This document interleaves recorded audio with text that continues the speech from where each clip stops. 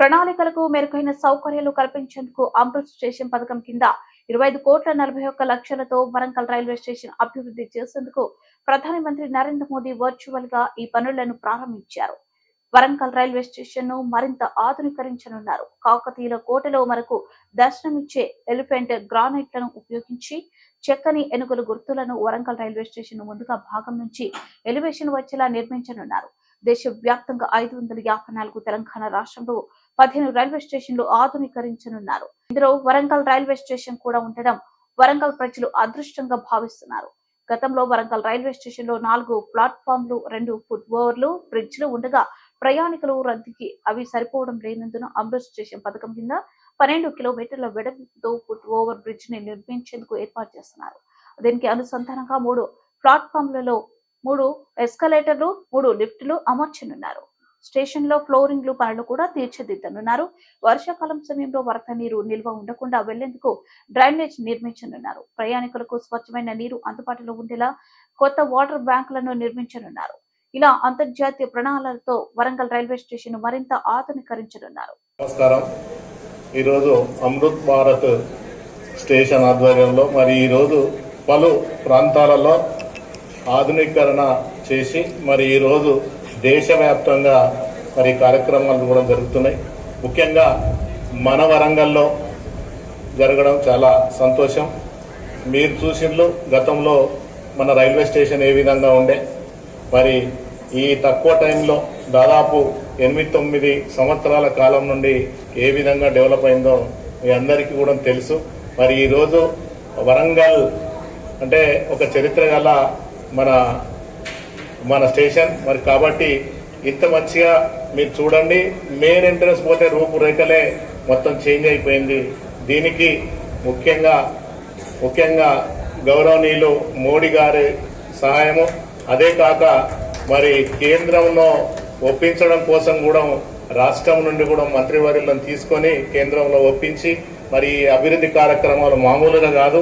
దాదాపు ఈ railway track మీద దాదాపు ఆర్ఓబీలే కానీ ఆర్యూబీఏ కానీ దాదాపు ఈ రోజు 3 ప్రారంభం అవుతున్నాయి. మరి ఇది ఒకటి, మరి కాజీపేటలో ఒకటి, ఉనికిచెర్ల ఒకటి, మరి ఈ 3 ఏ ప్రాంతాలలో కూడా ఈ రోజు ప్రారంభం అవుతున్నాయి. మరి ఈ రోజు వరంగల్కు ఎప్పుడైనా కానీ ఏ కార్యక్రమం అయినా ఎక్కువ కాజీపేటలో జరుగుతాయి. కానీ మన వరంగల్కి ఈ రోజు రావాలనే దాదాపు అందరం వరంగల్కు సంబంధించిన వాళ్ళం కూడా రావడం జరిగింది. చాలా గొప్పగా 2 ట్రాకులు 3 ట్రాకులు ఉండే ఈరోజు 4వ ట్రాకు స్టేషన్ కూడా చాలా అభివృద్ధి చెందింది. దాంట్లో కేంద్రం సహకరించడం చాలా సంతోషం.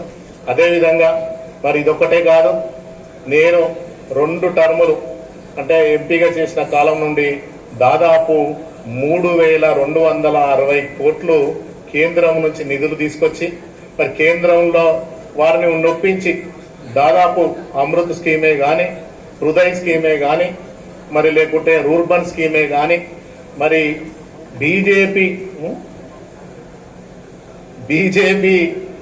ఎమ్మెల్యేలు బీజేపీ ఎంపీలున్న మన గౌరవ బండి సంజయ్ కంటే కూడా మన వరంగల్ ప్రాంతానికి ఎక్కువ తీసుకురావడంలో మనం ముందున్నాం.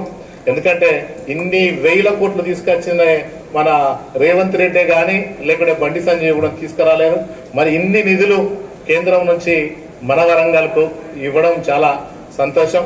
మరి ఏదైనా అభివృద్ధి చేసిన దాన్ని మనం ఒప్పుకోక తప్పదు. కాబట్టి దాన్ని రాష్ట్రం నుంచి కూడా ముఖ్య నాయకులే కానీ ఇక్కడ తెలంగాణ గవర్నమెంటే కానీ మరి కేంద్ర సహాయం కూడా తీసుకొని ఇన్ని సంక్షేమ పథకాలే కానీ ఇన్ని డెవలప్మెంట్లే కానీ చేయడంలో మరి ముందుంది. కాబట్టి మరి ఇక ముందైనా ఏదైనా రైల్వేకి సంబంధించిందే కానీ ఇంతకుముందు మా సారన్న కూడా చెప్పడం జరిగింది. ఈ సౌత్ ఇండియాలో ఒక పెద్దది కాజీపేట జంక్షన్ మనది. ఎక్కువ ఇక్కడ నుండి సున్నము లేకుంటే బొగ్గు కానీ ఇవన్నీ సిమెంట్ కానీ అభివృద్ధిలో చాలా మరి ఈ ప్రాంతం నుండే ఎక్కువ బెనిఫిట్ వస్తుంది రైల్వేకు. మరి ఇవన్నీ కూడా రావడం మరి కార్యక్రమానికి ముఖ్యంగా మన డిప్యూటీ చైర్మన్ అన్న బండ ప్రకాష్ గారు రావడం మరి చాలా సంతోషం. అదేవిధంగా బసవరాజారాయ్ గారు, అక్క గుండు సుధారాణి గారు, మన